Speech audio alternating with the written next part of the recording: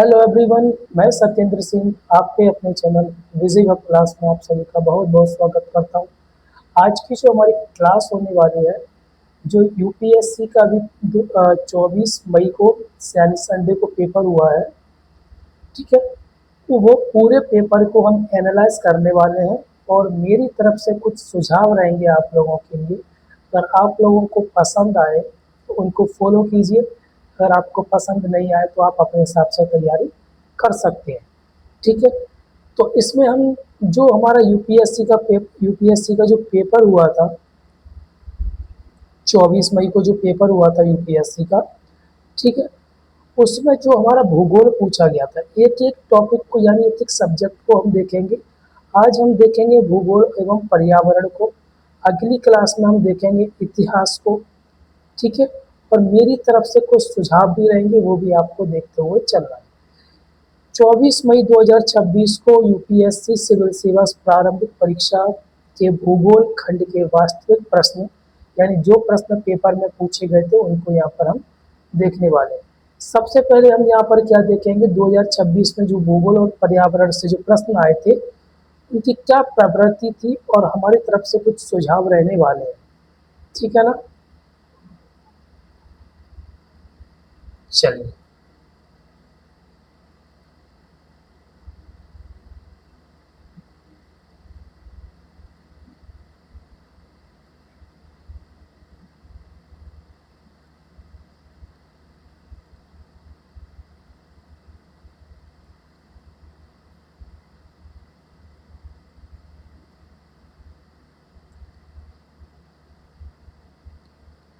ठीक है, तो परीक्षा के बदलते ट्रेंड्स पर हमारे तीन प्रमुख सुझाव हैं। कथन एक, अगर कथन दो की बढ़ती भूमिका, यानी पेपर में इन क्वेश्चंस की भूमिका बढ़ती जा रही है। कथन एक, कथन दो ऐसे क्वेश्चन आपके पेपर में आते हैं, यानी ये क्वेश्चन बढ़ते जा रहा है। अब केवल फैक्ट रटने का काम नहीं रहा, यानी सिर्फ फैक्ट रट लो कि पहला प्रधानमंत्री ये था, भारत की राजधानी ये थी, कब बनी थी, ऐसा क्वेश्चंस अब नहीं पूछे जाते पेपर में। अगर हम भौतिकी, फिजिकल, ज्योग्राफी की या जैसे कि क्लाइमेटोलॉजी और जियोमोग्राफोलॉजी के कारणों के स्पष्ट संकल्पना समझें। ठीक है ना, और उसकी हमें क्या होनी चाहिए, समझ होनी चाहिए, बिल्कुल क्लियरिटी होना चाहिए। किसी भी टॉपिक को हम पढ़ते हैं कि तो आपको ये याद रखनी चाहिए कि मध्य प्रदेश में कम वर्षा होती है तो क्यों होती है, क्या उसके पीछे के रीज़न है। ठीक है, और भारत में 1 जून को मानसून आता है तो क्यों आता है। ठीक है ना, मेघालय में सबसे ज़्यादा बारिश होती है तो क्यों होती है। इन सब के पीछे के रीजंस आपको जानना चाहिए ताकि आपके एग्जाम में आप इनको अच्छे से टैकल कर पाओ, क्योंकि आज का जो ट्रेंड है वो इन्हीं तरीके के क्वेश्चन से भरा पड़ा है। दूसरे की अगर हम बात करें, सूक्ष्म मानचित्रण, यानी जो मैपिंग है उसको बहुत ही डीप में हमें पढ़ना है। ठीक है, जैसे वैश्विक तनाव क्षेत्रों जैसे मध्य पूर्व में, आब अलडब्ल्यू अलमंडेब में, भारतीय नदियों के विसर्पण। ठीक है, यानी सीधी बात यह है कि आपको बहुत ही गहराई से मैपिंग पढ़नी है। अगला है युग्म वाले नवीन विकल्प, यानी इनका ट्रेंड बहुत बढ़ गया है कि कितने युग्म सही है, केवल एक युग्म सही है, केवल दो युग्म सही है। ठीक है, पैटर्न में एलिमिनेशन तकनीकी, मतलब पहले हम क्या करते थे कि जो गलत, जैसे कि हमें किसी का आंसर नहीं पता है लेकिन जो गलत है उनके आंसर हमें पता है कि ये इसका आंसर नहीं है, तो हम इस एलिमिनेशन थ्योरी से यानी मेथड से इसको क्या करते थे, सही आंसर को निकाल लेते थे। लेकिन यहाँ पर क्या ऑप्शन है, केवल एक, केवल दो, तो इसमें हमें यही नहीं पता है कि कितने क्या सही हो रहे हैं, तो यहाँ पर ये वाली जो तकनीकी है वो क्या हो जाती है, अप्रभावी हो जाती है। ठीक है, चलिए, तो ये इसको आपको पढ़ना बहुत ही डीप में पढ़ना है। हर एक चीज़ जहाँ से भी आपको कोई न्यूज़ मिलती है उसको न्यूज़ को आपको अपने हिसाब से एनालाइज करना है। ठीक है, जैसे कि मान लीजिए अभी आपको पता है, ठीक है ना, हॉर्मुज में हॉर्मुज की वजह से जो रास्ता रुका हुआ है वो वहाँ पर जो युद्ध चल रहा है, तो हॉर्मुज के बारे में आपको सारी चीज़ें पढ़ना है कि वो कहाँ पर स्थित है, किस महासागर में स्थित है, ये सारी चीज़ें। ठीक है, ओके। तो हमारा जो पहला प्रश्न है इसको मैं थोड़ा छोटा करता हूँ। ठीक है, दिखाई दे रहा होगा आपको क्लियर। चलिए, तो सबसे पहले हम प्रमुख वैश्विक जलमार्ग और जल डमरू मध्य की अगर हम बात करें, तो हाल ही में समाचारों में रहे भौगोलिक क्षेत्रों के संदर्भ में निम्नलिखित युग्मों पर क्या कीजिए, विचार कीजिए।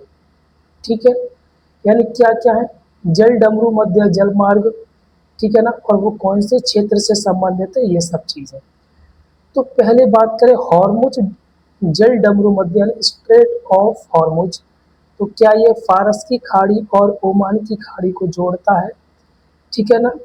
दूसरा है बाब अल मंडेब, ये लाल सागर और अदन की खाड़ी को जोड़ता है। मलक्का जल डमरू मध्य यानी ये अंडमान सागर और दक्षिण चीन सागर को जोड़ता है।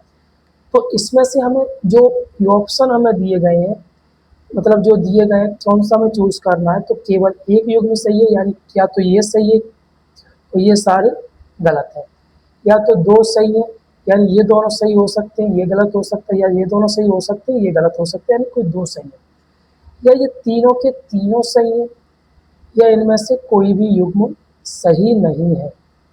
ठीक है, तो इसका आंसर आगे मिलेगा आपको। तो इसका हम विश्लेषण चित्र करेंगे पहले प्रश्न का, ठीक है ना। ओके, इसको मैं थोड़ा जूम करता हूं।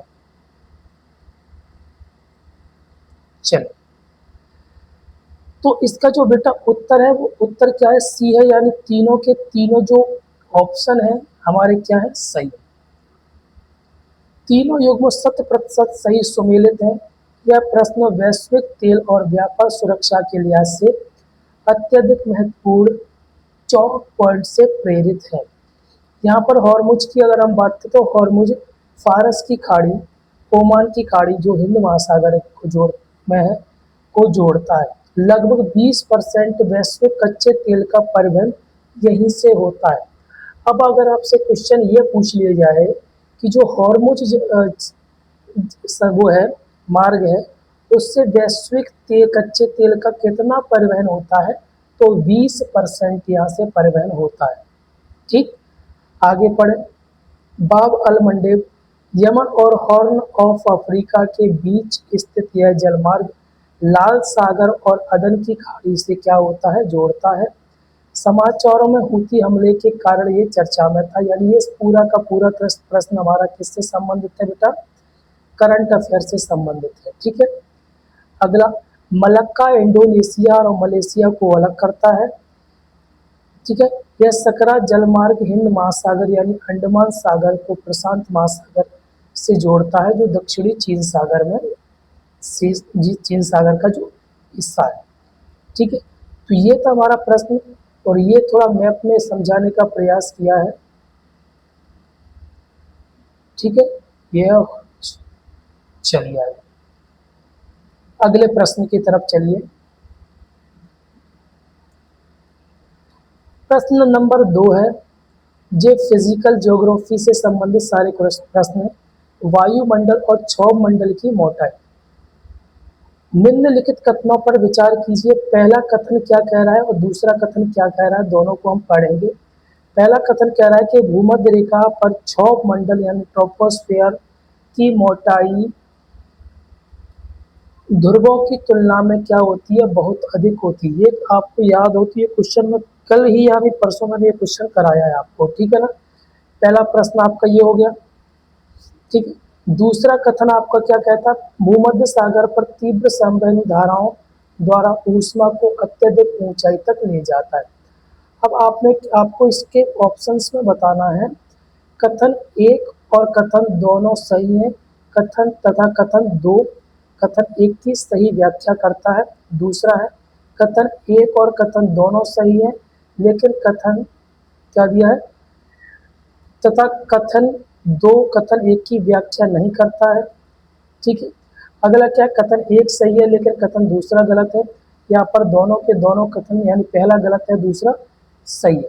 तो इसका जो सही आंसर मैं आपको आगे बताऊंगा। तो यहाँ पर आपको सही का सही आंसर मिलेगा। इसको मैं थोड़ा जूम करता हूँ। चलिए, इसका आंसर है ए, यानी कथन दो कथन एक की सही व्याख्या करता है। यानी कथन एक में जो बोला गया है उसका जो रीजन है वो कथन दो में निर्धारित किया गया है। ठीक है, कक्षा 11 के भौतिक भूगोल एनसीईआरटी का मानक सिद्धांत भूमध्य रेखा पर क्षौभ मंडल की ऊंचाई 18 किलोमीटर होती है, जबकि ध्रुवों पर यह कितनी रह जाती है 8 किलोमीटर रह जाती है। इसका क्या कारण है वो आपको आगे मैं बताने वाला हूँ। फिर से मैं दोहरा देता हूँ, भूमध्य रेखा पर जो क्षौभ मंडल है ट्रोपोस्फियर है उसकी ऊंचाई 18 होती है, यानी इसकी मोटाई ज़्यादा होती है, और ध्रुवों पर इसकी मोटाई कम होती है, यानी 8 किलोमीटर रह जाती है। इसके पीछे का क्या कारण है? पहला है संवहनीय बल। ठीक है, भूमध्य रेखा पर अत्यधिक सूर्य ताप के कारण हवा बहुत गर्म होकर तेजी से ऊपर उठती है। ठीक है, इसलिए ट्रोपोस्फेयर की जो सीमा है वो भी क्या हो जाती है, बढ़ जाती है। दूसरा, ऊंचाई के कारण तीव्र संवहनी धारा गर्म हवा गुप्त ऊष्मा को वायुमंडल के ऊपरी स्तर पर धकेलती है, जिससे क्षोभ मंडल की सीमा ऊपर उठ जाती है। ठीक है, और वहीं अगर हम ध्रुवों की बात करें, ध्रुवों पर भारी ठंडी हवा नीचे बैठती, जिससे क्षोभ मंडल अत्यधिक संकुचित यानी पतला हो जाता है। क्लियर हो गया? कोनो परेशानी है क्या? नहीं है? चलिए आगे। तनाव नहीं लेना, मैं एक एक चीज आपको यहाँ पर पूरा का पूरा फिनिश कराऊंगा, कहीं पर भी कोई चीज आपको नहीं छोड़ने वाला। ठीक, ओके। एक मिनट, अगर ये चला जाता ना, थोड़ा रुकिए।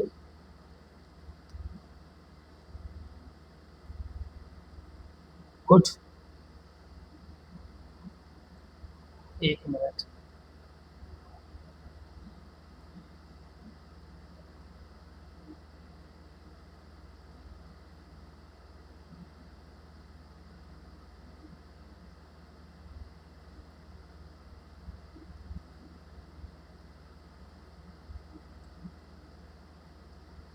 ठीक,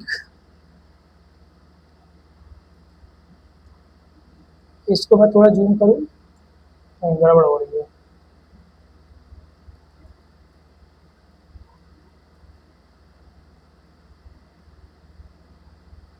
चलिए,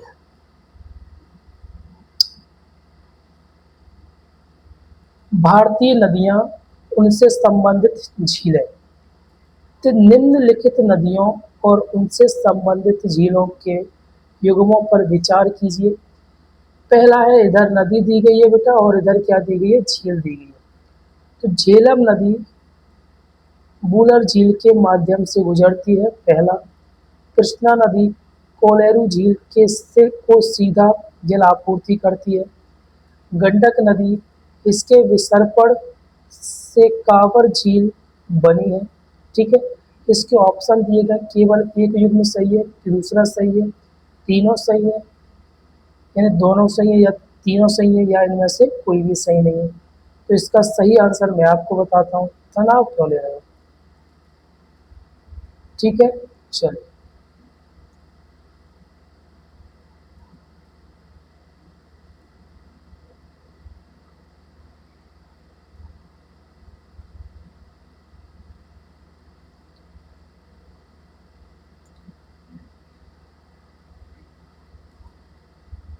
ठीक है, तो इसका जो सही आंसर है वो क्या है, बी, यानी केवल दो युग्म सही है, पहला और तीसरा।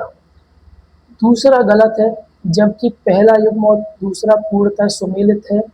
यह परीक्षा में अक्सर पूछे जाने वाले ऑक्सबोलेक अवधारणा पर आधारित है। ठीक है, तो झेलम और वूलर, ठीक है ना, ये आपस में कैसे संबंधित है? झेलम नदी कश्मीर घाटी में वूलर झील से होकर बहती है। यह भारत की सबसे बड़ी मीठे पानी की झील है, यानी कौन सी, वूलर। ओके, कृष्णा और केलोरू कोलेरू कोलेरू झील आंध्र प्रदेश के कृष्णा और गोदावरी डेल्टा के बीच स्थित है। इसे सीधे कृष्णा नदी पानी नहीं देती है, बल्कि बुदामेरू और तमिलनेरू मौसमी धाराएं ही देती है। ये सही है, ये वाला गलत है। ठीक है, गंडक और कांवर बिहार के बेगूसराय में स्थित कांवर झील जो एक रामसर साइट है, गंडक नदी के विसर्ग टूटने से बनी एशिया के सबसे बड़ी गोकुल झील है। ठीक है, चले आगे।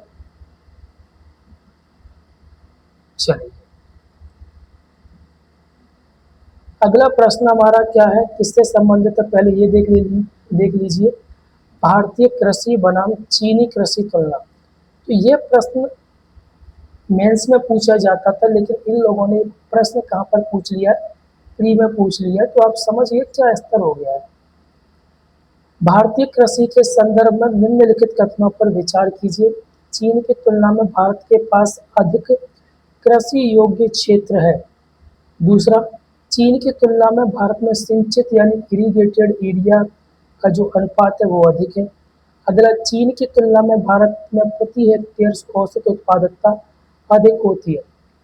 तो इसका जो ऑप्शन है केवल एक और दो, केवल दो और तीन, एक और तीन या एक दो तीन, सारे के सारे सही है। तो इसका जो आंसर है वो अगली स्लाइड में आपको मिलने वाला है।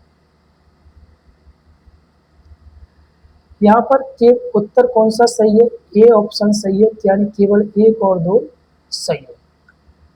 कृषि योग्य भूमि कथन पहला सही है, यानी भारत का कुल कृषि योग्य क्षेत्र 156 मिलियन हेक्टेयर है, जो अमेरिका के बाद दुनिया में दूसरे नंबर पर है। और चीन के पास कितना है? लगभग 120 मिलियन, ठीक है ना, तो चीन से भी ज़्यादा है। दूसरा, सिंचित क्षेत्र अनुपात, अगर दूसरा हम बात करें कथन दूसरा सही है। भारत में कृषि भूमि का सिंचित अनुपात 48 से लेकर लगभग 50, ठीक है ना, परसेंट है। चीन से थोड़ा सा अधिक है, ठीक है ना। अगला है उत्पादकता की, अगर हम बात करें चीन में सघन और आधुनिक कृषि तकनीकों के कारण अधिकांश फसलें जैसे चावल गेहूं में प्रति हेक्टेयर उत्पादकता भारत से ज़्यादा दोगुनी। यानी सब कुछ चीन के पास कम है, लेकिन जो चीज़ हमें चाहिए यानी फसल की जो उत्पादन चाहिए हमें, वो चीन में सबसे ज़्यादा है, भारत से लगभग दोगुना। और सब चीज़ें, जमीन चीन के पास कम है, सिंचाई वाले एरिया चीन के पास कम है, लेकिन जो चीज़ हमें चाहिए वो, यानी जो हमें क्या चाहिए, लास्ट में अनाज चाहिए, तो वो चीन के पास ज़्यादा है। ओके, अब इसके पीछे के क्या क्या कारण है ये आपको समझना है, ठीक है, इसके पीछे गहरी चर्चा करना। ओके, चलिए, भारत के संदर्भ में मोनाजाइट के निम्नलिखित तथ्यों पर विचार कीजिए। मोनाजाइट दुर्लभ मृदा एक समृद्ध स्रोत है, ठीक है। दूसरा, मोनाजाइट में थोरियम पाया जाता है। ओके, तीसरा ऑप्शन क्या है? मोनाजाइट भारत में संपूर्ण तटीय बालू में प्राकृतिक रूप से पाया जाता है। चौथा क्या कह रहा है कि भारत में केवल सरकारी निकाय ही मोनाजाइट का प्रसंस्करण या निर्यात कर सकते हैं। ऑप्शन आपको चारों के चारों याद हुए कि नहीं हुए? अब इसके हम कथनों पर अगर हम बात करें, केवल एक दो तीन सही है, केवल एक दो चार सही है, केवल तीन और चार सही है, यानी सारे के सारे सही है। चलिए हम देखते हैं कितने सही है कितने गलत है। इसका जो बेटा आंसर है वो क्या है? बी, यानी पहला दूसरा चौथा सही है। थोरियम और दुर्लभ तत्व, पहला कथन दूसरा सही है। मोनोजाइट एक फॉस्फोट खनिज है जिसमें दुर्लभ मृदा LACE और रेडियोधर्मी थोरियम प्रचुरता में होते हैं। दूसरा, यानी सॉरी वितरण की अगर हम बात करें, यानी ये गलत है। मोनोजाइट भारत में केवल चुनिंदा तटीय क्षेत्र विशेषकर केरल, उड़ीसा, तमिलनाडु में पाया जाता है, संपूर्ण तटीय बालू में नहीं। अगला, सरकारी नियंत्रण की बात करें, ये ऑप्शन हमारा सही है, क्योंकि यह एक परमाणु खनिज है, इसलिए परमाणु ऊर्जा अधिनियम के तहत केवल IREL जैसे सरकारी संस्थान ही इसका प्रसंस्करण और निर्यात हेतु मतलब इसका कर सकते हैं, प्रसंस्करण और निर्यात। तो ये 2026 का जो पेपर था उसको मैंने उसकी पूरी ज्योग्राफी को एनालाइज किया है, ठीक है। इसके बाद जो हमारा होने वाला है वो होगा हमारी हिस्ट्री को। तो इस टॉपिक में आपको सीखने को मिला है कि हमें सारी के सारी जितनी भी चीज़ें हम पढ़ते हैं जीके में या जो भी हमारे UPSC के सिलेबस में, उसको हमें बिल्कुल गहराई से पढ़ना है, ठीक है ना। तो जो भी मैंने पढ़ाया उसको याद रखिए, फिर मैं हिस्ट्री लेकर आऊँगा उसको भी ऐसे ही समझाऊंगा इसी आधार पर, ठीक है ना। तो तब तक के लिए आप अपने जो भी सामग्री है उसको बहुत डीप में पढ़ना है। जय हिंद, जय भारत।